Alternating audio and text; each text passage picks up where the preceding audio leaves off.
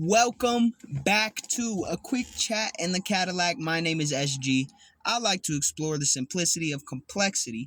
If you don't know, this is my show where I break it down for you both real and quick. And guess what? It is season 2. Full episodes are available on YouTube and TikTok. If you go to YouTube, they're all nice and organized. They got playlists and series and episodes and all types of shit. Just go to YouTube, SG Bubble K. You'll find out. Today I got something for you. Once again, we back with one of them topics that you're gonna have to sit down, strap in, and get ready for. And today's topic is gonna be about collaboration. Now, I ain't one of them super alpha niggas that tell you don't ever compromise on nothing. Alright, I'm not gonna tell you that. Because even though when it comes to your dreams, ambitions, and goals, you probably shouldn't compromise. As humans, we are responsible to adapt and shit, bro. You can't just keep doing the same shit over and over and expect a different result. Okay, never compromise is going to lead you to a long and lonely life. No matter how financially fulfilling it may seem on the outside, you're going to be lonely. You ain't going to have no friends, no hoes, no wife, and no motherfucking fun. Because life requires balance, and an excellent sign of good balance is someone who's able to make effective compromise. Hold on, let me cook. Compromise does not look like compromising yourself entirely, at least not in a healthy sense. I'm not telling you to put everything you ever thought you wanted to bed and everything that you desire for yourself to bed, because that would be extremist and stupid, and I'm not going to do that to you and put you in a position where you have to do shit that's extremist and stupid. But I'm also gonna, just inform you if you weren't already aware, you ain't the smartest motherfucker in the world, and even the smartest motherfucker in the world ain't right all the time. Which means you ain't right all the time by proxy. You understand? Because even if you're the smartest motherfucker in the world, aka me, and I'm not right. I'm wrong about 51% of the time. So just know you gonna have to compromise and adapt at some point. All jokes aside, this is real shit right now. So what we need to do is learn how to take actionable steps for effective compromise. Now, first, we got to address the underlying fear of compromising. The underlying fear of compromising is if you compromise, your value drops, but it depends what you're compromising. If you are compromising and gaining nothing in return, then obviously your value drops. But if you're compromising and it's forcing you to grow or challenge yourself in a way that you were not desiring or thinking about challenging yourself before, that, my friend, is a healthy compromise. Now, you can look at that in whatever context you want to and make your decision based on that. Compromise it's different. It's nuanced. Every individual is going to require different compromises. Every relationship that you encounter is going to require different compromises. The ultimate understanding here is this compromise putting me in a position where I could potentially or clearly advance myself? Or is this compromise putting me in a position where I am at a great risk to lose more than anything else?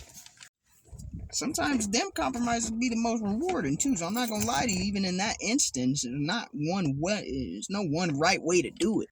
But since we named the fear of people who don't want to compromise, we can now understand, alright, so if I'm sitting in a position where life in one form or another is asking me to compromise, I need to assess what compromise I can make that will potentially advance me or very clearly advance me or broaden my ability and capabilities or perspectives or whatever the fucking case is.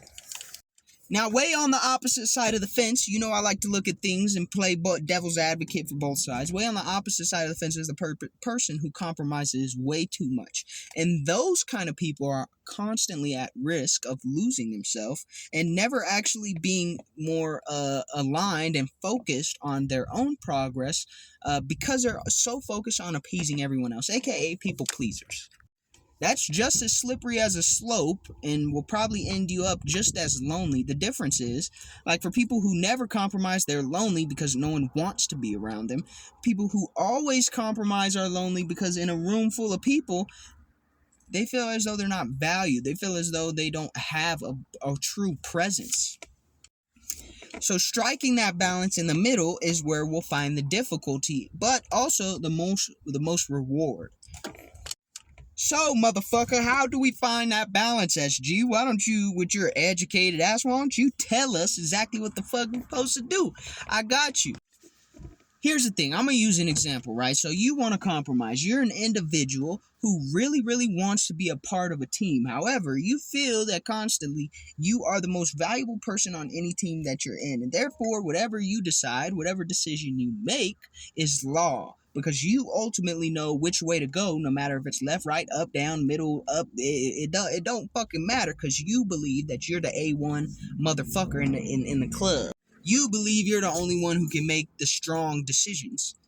Well, my friend, you're going to need to learn how to compromise because, believe it or not, even the stupidest of people can teach you the most wise lessons or the biggest lessons that you could learn.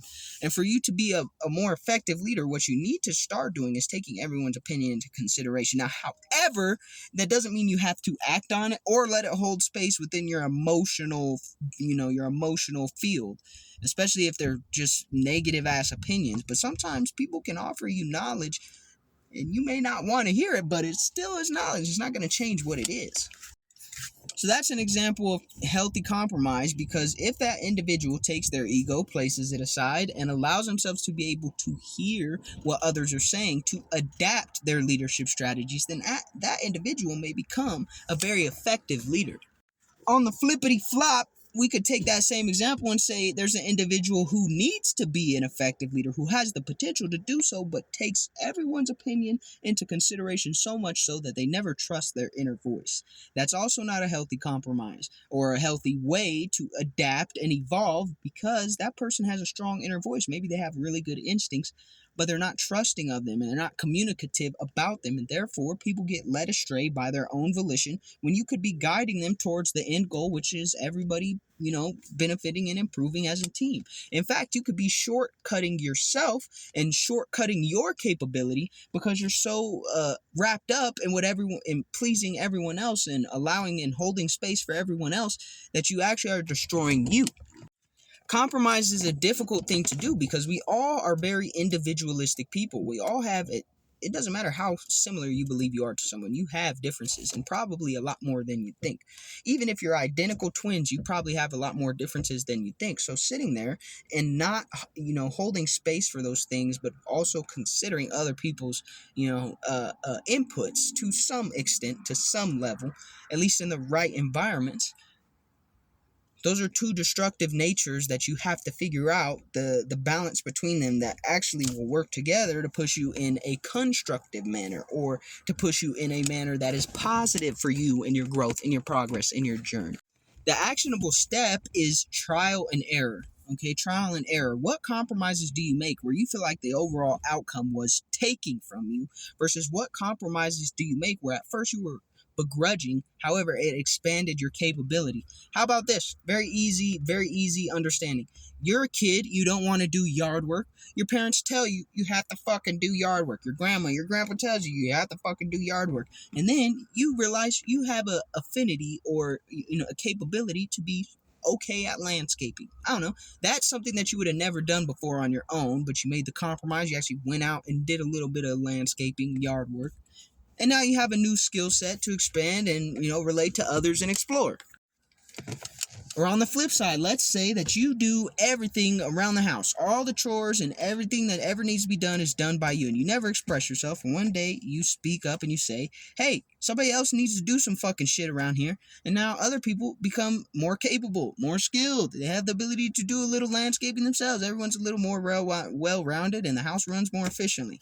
Okay, those are two examples, easy, simple examples of how to practice healthy compromise.